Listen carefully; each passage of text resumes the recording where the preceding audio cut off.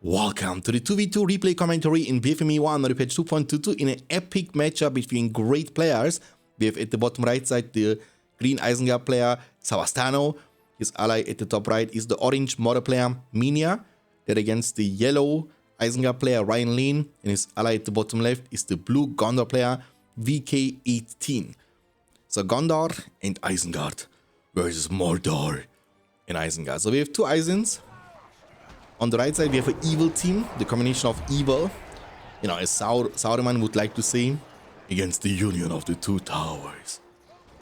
But they lost in the films, so they might also lose in the game. The Vorchan has been used defensively to deal with the soldiers. And also the Smeagol, the Golem is doing a good job defending this. So two of them is going to be actually... He might need to use the heal very early to recover them back to full HP and also replace one of the dead units, and that's going to be also the plan. In the meantime, the other player went for the slaughterhouse behind.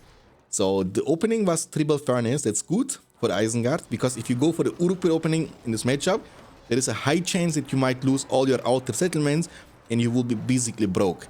The good thing is they don't focus down the Mordor, so he will be in a good spot economically. He will have the resources, but this is gonna go down for sure.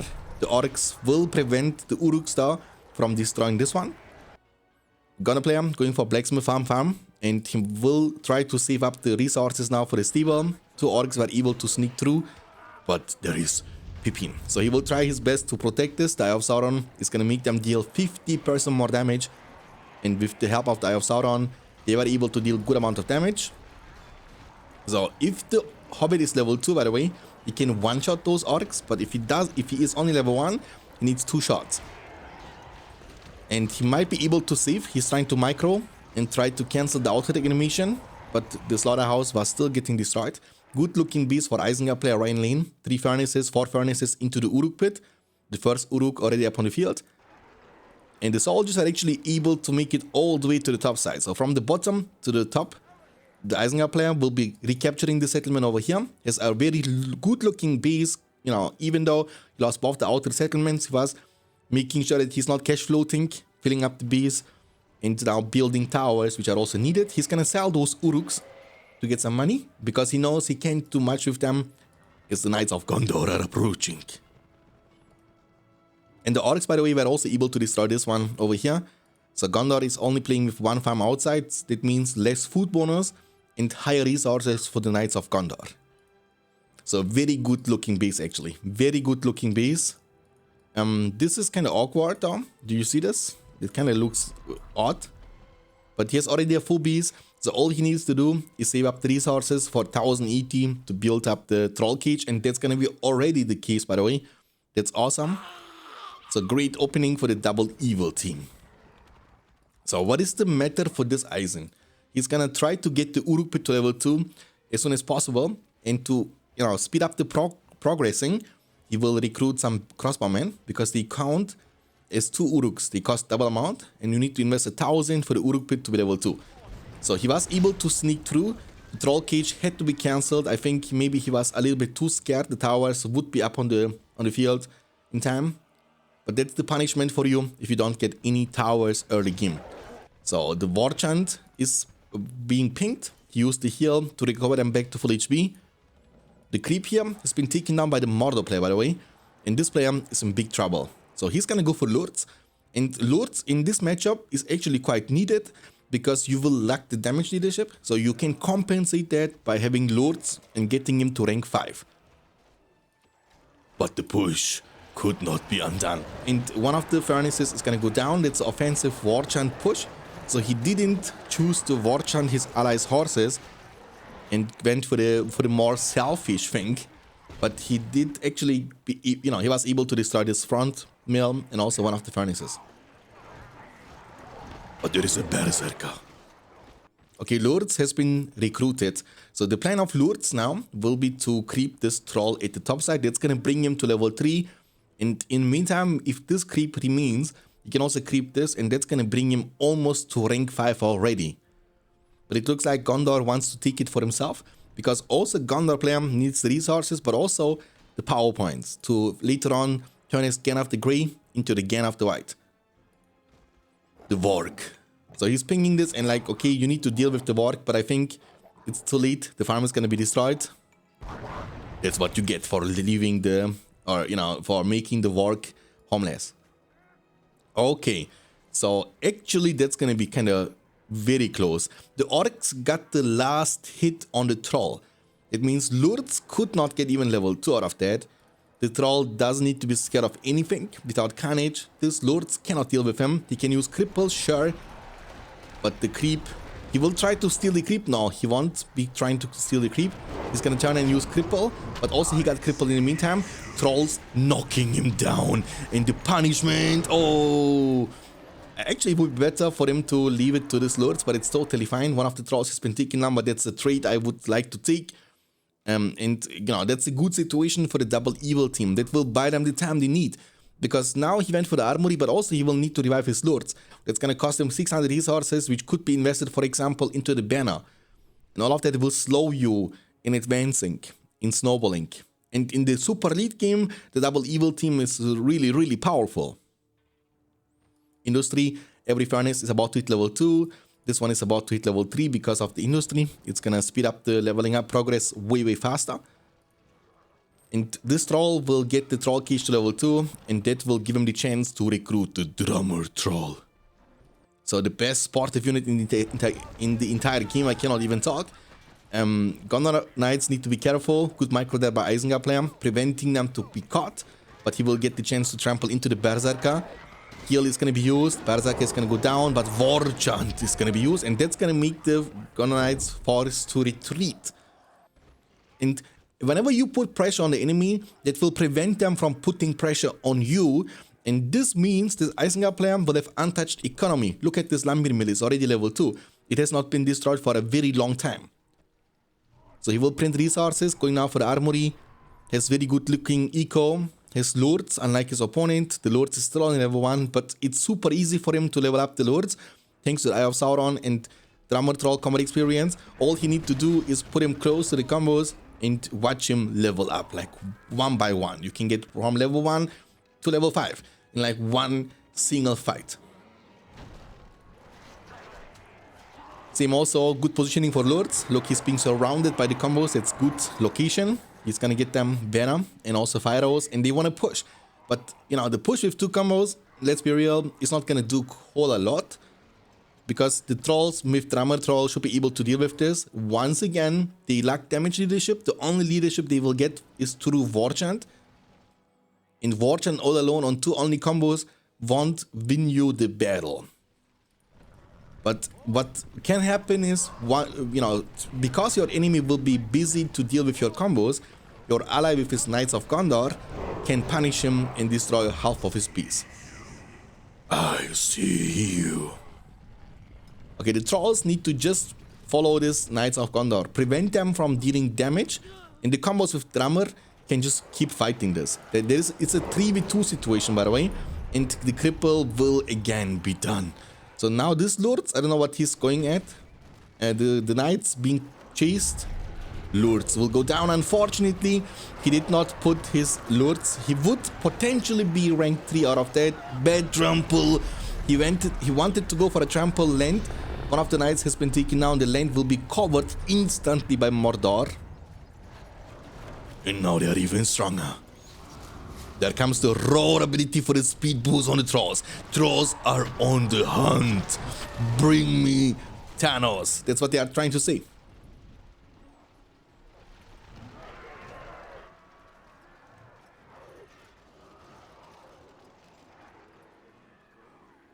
Now the problematic part will be, what will Gondor do if the trolls try to destroy the wall? Look, he doesn't want to go for the Gandalf. He wants to be prepared for the worst case possible situation, and the trebuchet will prevent those trolls to destroy. And even if they get in, there is a statue and a well they need to break through. So they will swap the target, switch the target, and try to go for the Isengard beast, which is way less durable compared to the Gondor castle. Also, Boromir has been recruited and somehow even got level 4 for additional leadership for the combos of Isengard. And it looks like he wants to save for Saruman because he has no army up on the field. I don't know how they are planning to protect this. He has 2 combos coming now from the Beast of Gondor, and all they need to do is protect those 2 trebuchet. Boromir gives leadership to them, remember that.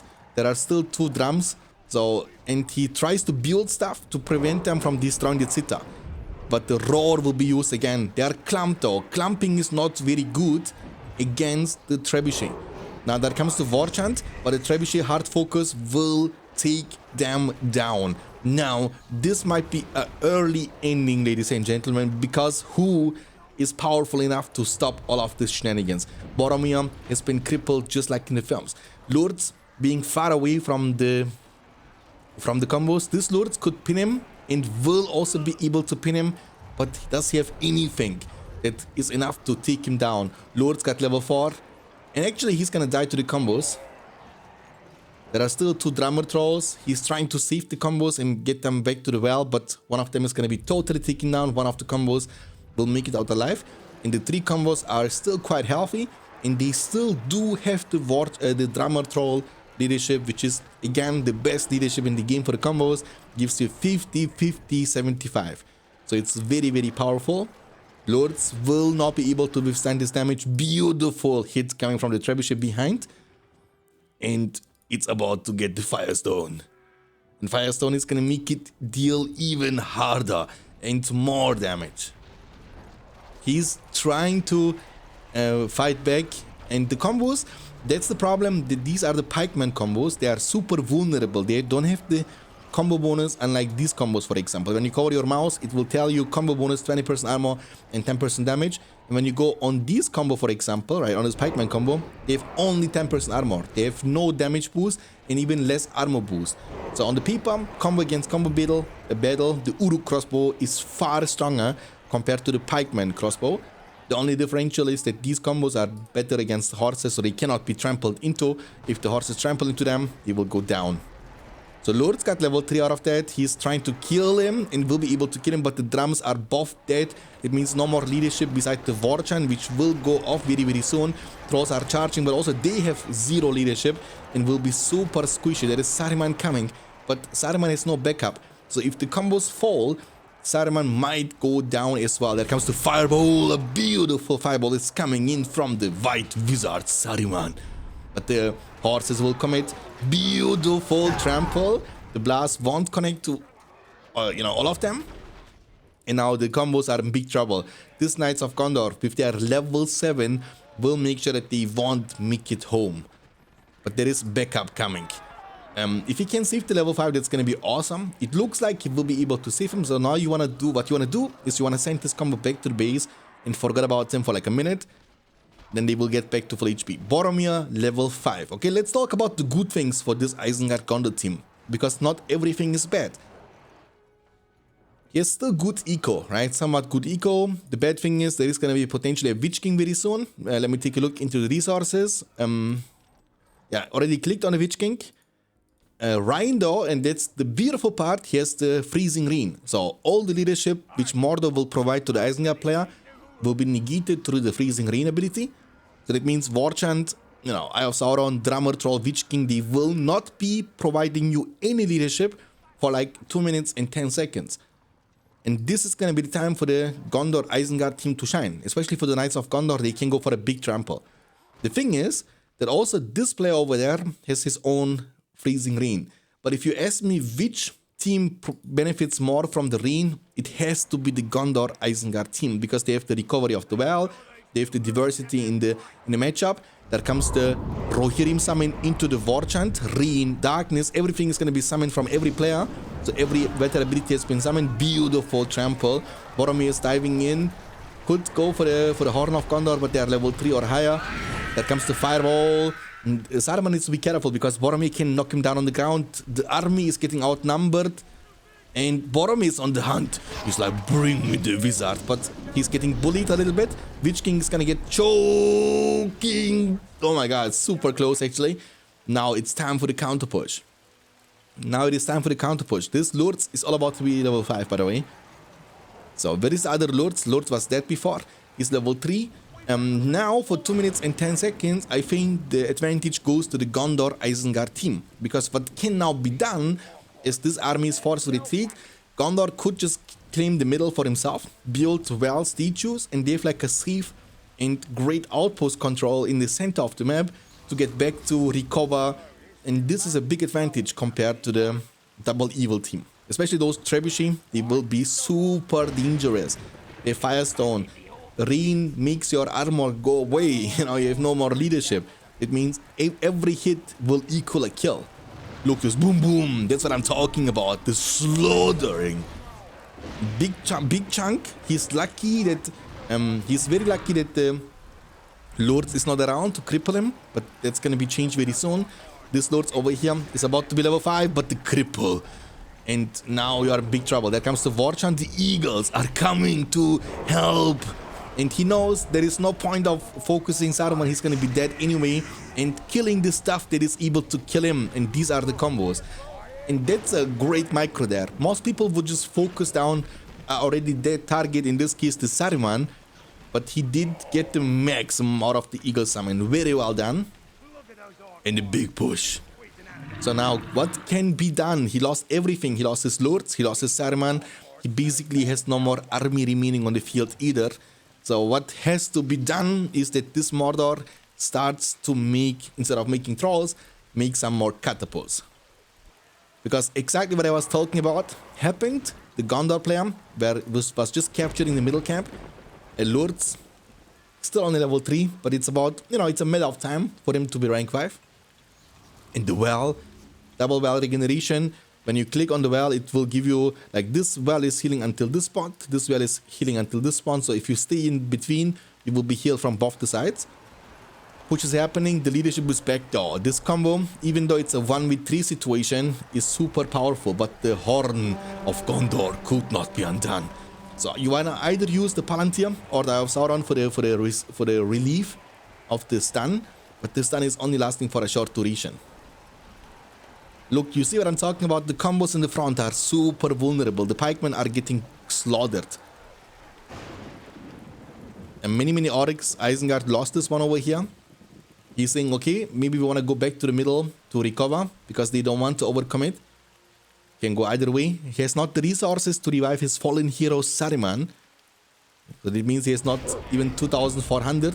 But double industry, also from his ally on his bees. So he knows the Isengard player needs way more resources in the lead game compared to the Mordor player. There are also 3 damage combos which will respawn slowly but surely over time.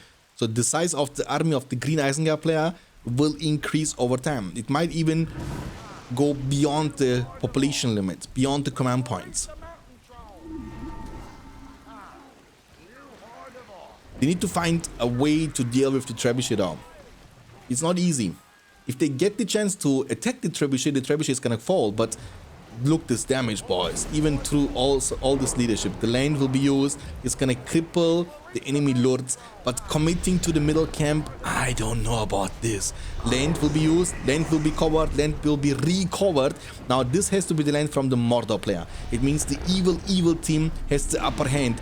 Big commitment, triple drummer troll. If 2 of them falls, you still have 1 more left.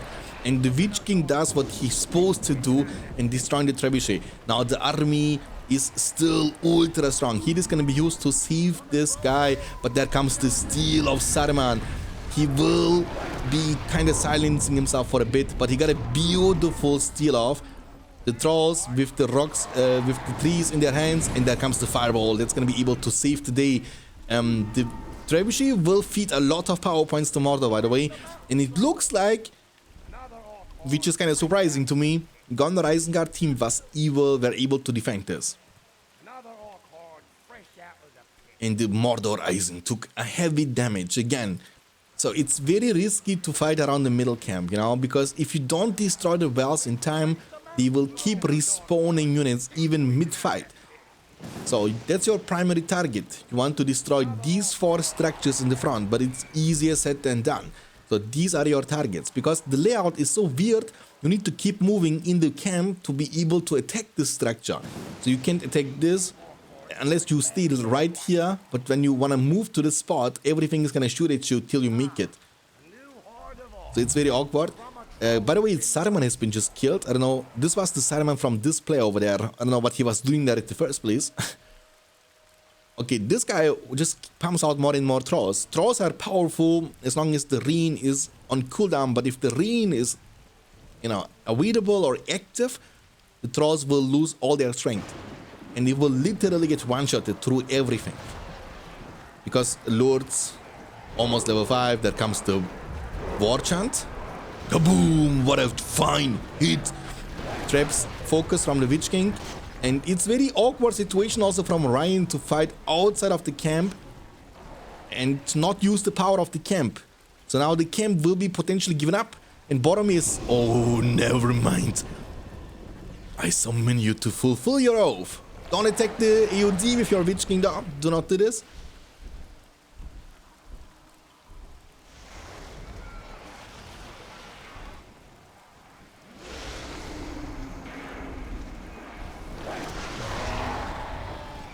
He's gonna die if he keeps attacking them.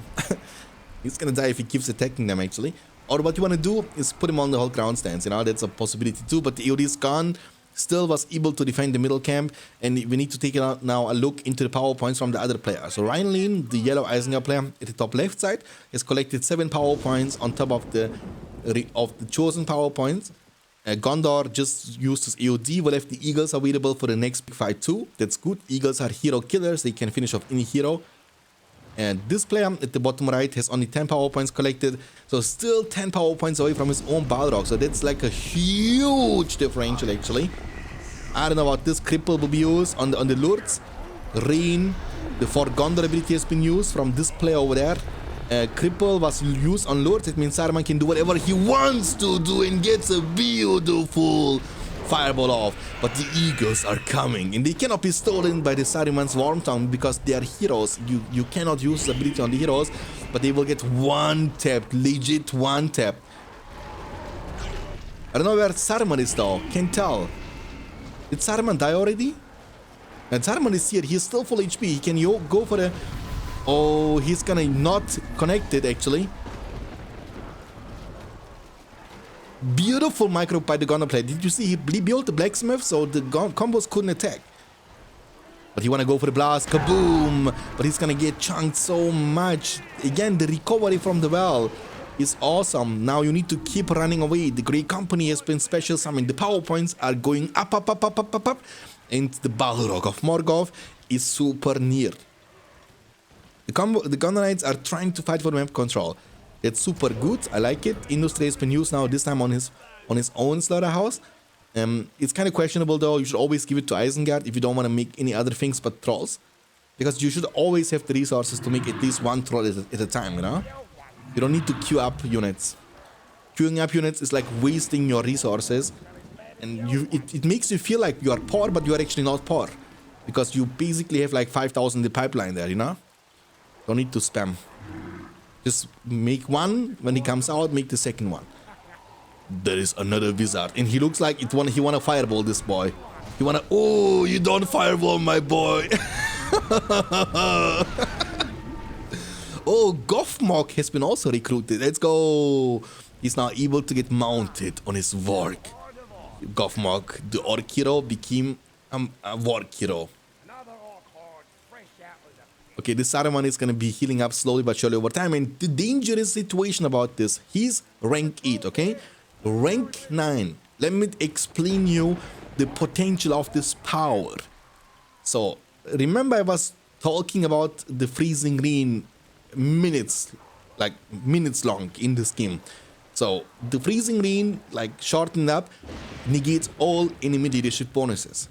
That means all their armor is gonna be gone. So you use rain and then you cast the thunderbolt on the enemy army and watch them get wiped out. Okay? They will absolutely get shredded. 3/4 of a level needed. Rohirrim summoning darkness has been summoned too. There comes the blast, but they don't die, they are war chanted. Need to keep an eye on Saruman. Actually, this Rohirrim are doing much better than I was expecting them to do. Lots of trebuchet will be sent inside the base. And where is the backup when we need them? Saruman might be left alone. Very close to the Balrog summon. And he's pinging this Saruman. He's like, okay, we need to finish off this dude. And he has no more powers nor spells available. It means he's defenseless. He is powerless. You have no power here. Saruman, the green wizard, because the color's name of the... He's trying to press S move, S move, S move, but all these combos need to do is focus him down once. Oh my god, I was so close actually, but this guy is a magician. He's called a wizard for a reason. Oh, but I think the Balrog is gonna be there very soon. But this kind of shows you the huge advantage the Gunner player got over all his opponents. Balrog of Morgoth! The demon, you are trapped!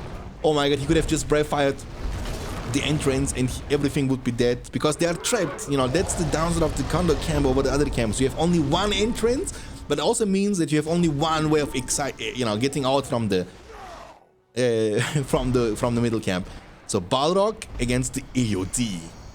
Boom, chakalaka. He's getting burned, by the way, from the EOD and will go down unless he jumps out. Yeah, he's gonna be able to jump out. The Balrog's duration is much longer than the EOD, so you can keep jumping out. I don't know why he jumps back in actually. Because, oh, never mind, the EOD is gone. And when the EOD is gone, there is nothing that can damage him. Okay, the Balrog could not finish off the camp because EOD was disturbing him. It made him forced to fly away. And also, he didn't do too much actually. Saruman, Lourdes both got killed. And the game kind of got reset again.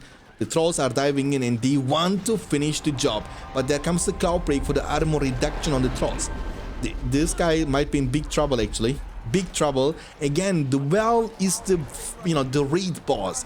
The real troublemaker and the Witch King of Angmar Falls. And look at what I'm talking about. Just pay attention. Respawned. Look at this. And another respawn. You see? Every 2-3 seconds you need to... Oh my god, the Balrog number 2! You kidding me? Okay, Ryan Lane, the only player left who did not unlock his Balrog. 2 Balrogs in the center, but the second Balrog for sure will be able to finish and get the job done. Land was used, land was recovered. Fully commitment on the Lourdes. Lourdes gonna go down to the Goblin Town as well. But the game is kind of again in a resetted point. The middle camp has been now finally destroyed. If Ryan, okay, that's the deal over here. If Ryan isn't able to unlock his own Balrog till these two evil faction players, Eisen and Mordor, get to summon their second Balrog, they can legit win the game. But if Ryan, and all about him though, gets in the next 30 to 60 seconds his own Balrog, the Gondor Isengard team can win. Reen has been used from Savastano, that's the Isengard player. Oh, so many trebuchet actually, they are still very powerful in this game. We nerfed them many times in 2.22, but if they hit, they still hit very hard. Actually not super hard. There are like 4 of them. If you can destroy it, it's good. It's good distraction actually. Look, but you know, it's consistent damage and it keeps knocking you down. There are so many annoying things about the trebuchet. Beautiful hit actually. I want to see this Saruman level 9. That's all I want to see. But it's super difficult. The middle camp will be recaptured, but now they are trapped. Oh, what a fine hit. Knocking down the troll on the ground. They have no leadership because of the freezing rain. Kaboom! Kaboom! Kaboom! Trolls are mean ones. Kaboom! Hit! Fireball! This guy gets crippled. He has the Worm Tongue. He could have used it, but he's gonna use the Blast instead. This guy is super low. If this Saruman finds a way of killing him, he would get level 9 out of that. But you need to steal stuff now. Oh my god. Run, you fool!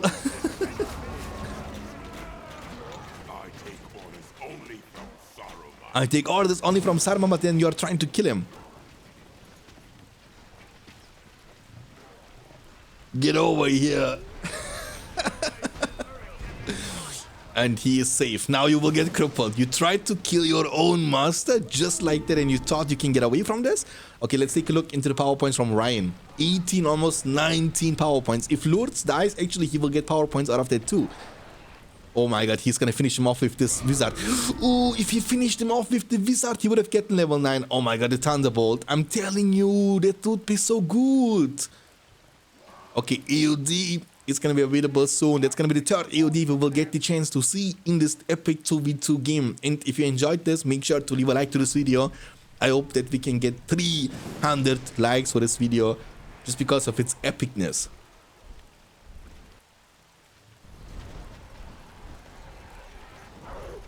Slay them all. Leave none alive. Wizards, come on, do your thing. Just blast them. Okay, never mind. Okay, AOD is gonna be available though. Balrog, they need to know the timings. So we will, in very few seconds, get the chance to see 4 ultimate summons pretty much simultaneously. Okay, that's going to happen. That's going to happen, ladies and gentlemen. I've never seen the Thunderbolt versus the AOD though. I don't know if it's just like it's the Word of Power, and of course it deals massive magic damage, but if it's gonna be just one-shotting. So Balrog will be summoned. AOD will be summoned offensively. They want to finish off the castle, but even if they do, there is still a camp you need to break through to be able to end and finish off this Gondor player. The Balrog is on the duty, but there are 2 level 3 production buildings which won't get one-shotted. What you can do is use the whip though. That's what you can do. Use the whip to finish off. But there is finally the Balrog from Ryan Lane as well. And the only Balrog missing is about to be available in about 10 seconds from Mania, the Mordor player. Knowing this player should move. Otherwise the Balrog will be summoned underneath him. The whip deals massive damage. The middle camp, the castle won't be destroyed. Balrog is moving like a giga jet. The Zita is gonna fall. The Balrog is available from Mania.